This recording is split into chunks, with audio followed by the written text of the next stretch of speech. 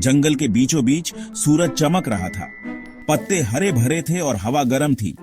बंदर पेड़ों से बतिया रहे थे।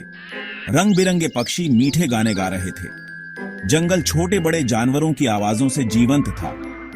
यह अचरज और उत्साह की जगह थी। हर दिन उन जानवरों के लिए एक नया रोमांच लेकर आता था, जो इस जगह को अपना घर कहते थे।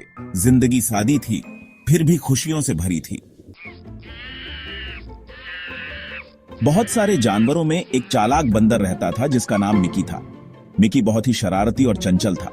वह हमेशा नई नई चीजें खोजने में लगा रहता था और जंगल में हर जगह घूमता रहता था। मिकी हमेशा जिज्ञासु रहता था और उसे लटकती बेलों से झूलना बहुत पसंद था। वह बेलों पर झूलते हुए जंगल के हर कोने में पहुंच जाता था और नए नए दोस्तों से मिलता था। उसकी ऊर्जा और उत्साह से पूरा जंगल जीवंत हो जाता था। उसका सबसे अच्छा दोस्त राजा था, एक दयालु और सौम्य हाथी। राजा का दिल बहुत बड़ा था और वह हमेशा अपने दोस्तों की मदद करने के लिए तैयार रहता था। उसकी विशाल काया और शांत स्वभाव के कारण सभी जानवर उसे बहुत पसंद करते थे। राजा मजबूत और धैर्यवान था। उसे मिकी को अपनी पीठ पर सवारी देना बहुत पसंद था। मिकी और राजा की दोस्ती बहुत गहरी थी और वे हमेशा एक दूसरे के साथ समय बिताते थे। राजा की पीठ पर बैठकर मिकी को जंगल का नजारा बहुत अच्छा लगता था। एक दिन आम के पेड़ के पास खेलते हुए वे एक रंगीन तोते कुकू से मिले, जिसे गपशप करना बहुत पसंद था। कुकू बहुत ही चतुर और बातूनी था। वह जंगल के हर कोने की खबर रखता था और सभी जानवरों के साथ अपनी कहानियां साझा करता था। कुकू ने उन्हें जंगल के सबसे मीठे आमों के बारे में बताया, जो उसके बीचों बीच छिपे हुए थे। उसने बताया कि ये आम बहुत ही स्वादिष्ट और रसदार होते हैं। मिकी, राजा और कुकू ने मिलकर उन आमों को खोजने का निर्णय लिया और वे सभी मिलकर उस अद्भुत सफर पर निकल पड़े। मिकी और राजा सबसे मीठे आमों का स्वाद चखने के लिए बहुत उत्साहित थे। वे उन्हें खोजने के लिए एक साहसिक कार्य पर निकल पड़े। लेकिन जब वे आम के पेड़ पर पहुंचे तो उन्होंने उसे खाली पाया। सारे आम कहां हैं? मिकी रोया, उसका पेट गड़गड़ा रहा था। राजा ने अपनी सूंड से पेड़ के चारों ओर सूंघा, लेकिन उसे फल का कोई निशान नहीं मिला। कुकू भी आसमान से कोई आम नहीं देख सका। दोस्त निराश थे।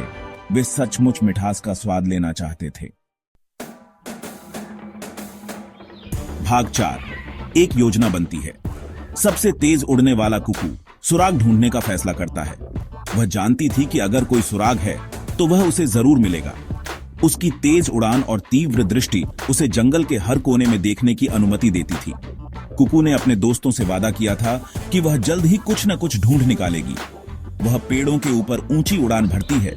उसकी तेज नजरें जंगल के जमीन पर देख रही थीं। हर पेड़, हर झाड़ी, हर पत्ती को ध्यान से देख रही थी। उसे पता था कि अगर कुछ असामान्य है तो वह उसे जरूर देखेगी। उसकी नजरें हर छोटी से छोटी चीज पर थीं। जल्द ही उसने कुछ असामान्य देखा।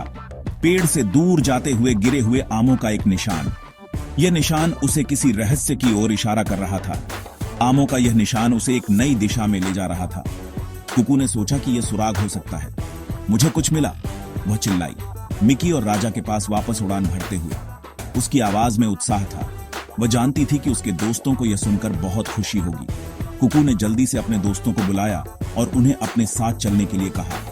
आमों का निशान है, कोई उन्हें ले गया होगा। मिकी और राजा ने भी आमों के निशान को देखा और वे भी हैरान रह गए। यह निशान उन्हें किसी रहस्य की ओर ले जा रहा था।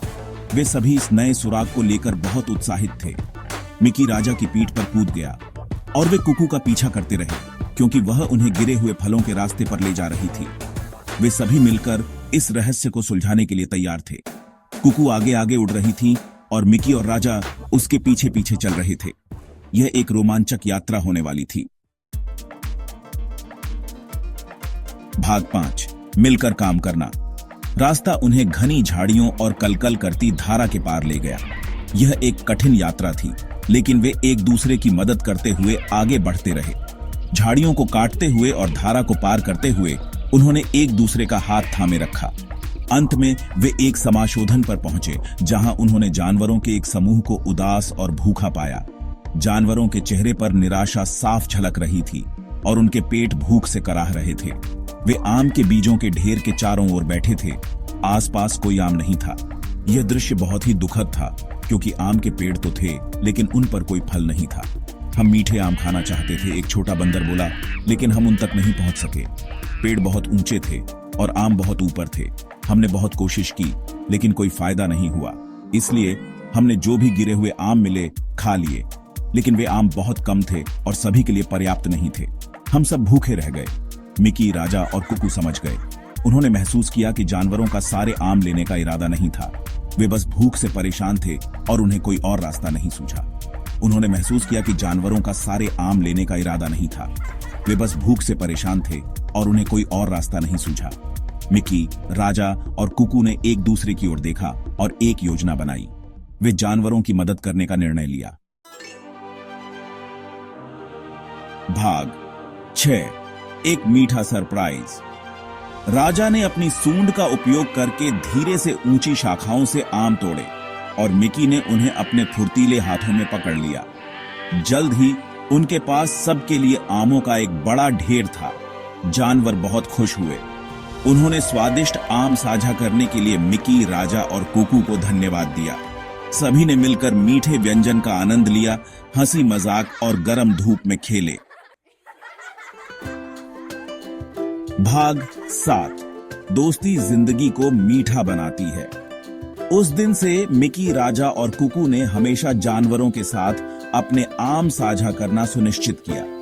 उन्होंने सीखा कि दोस्ती और टीम वर्क जिंदगी की सबसे मीठी चीजों को भी और मीठा बना देते हैं। जंगल उनकी खुश बतियाहट से गूंज उठा, क्योंकि उन्होंने अपने रोमांच जारी रखे।